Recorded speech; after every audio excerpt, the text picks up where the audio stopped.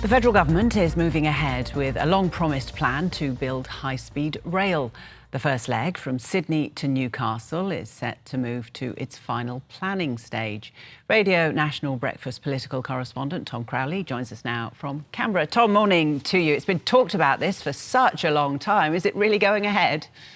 Yes, Lorna, I think it's probably been talked about for longer than I've been alive, this train, and it never seems to come. It's like the longest running episode of Utopia. We're not quite there yet to that stage that every infrastructure project wants to get to, which is that shovel-ready stage.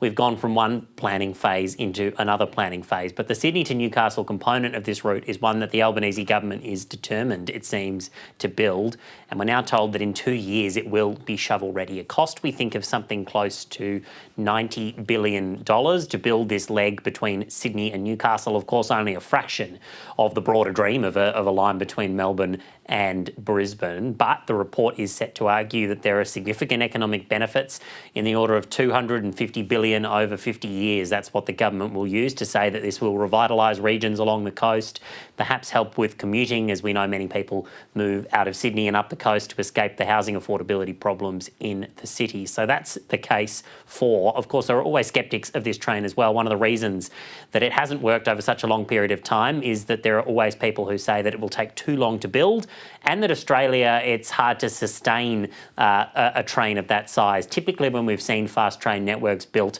around the world, we've seen them in places like Japan, China, or France and Spain, where the populations are either close together or very populous indeed. Australia's cities are so spread out, which is, of course, part of the reason why the idea of this train is so appealing to people, especially those who fly very often between Melbourne, Sydney, Brisbane, and, can I say, Canberra.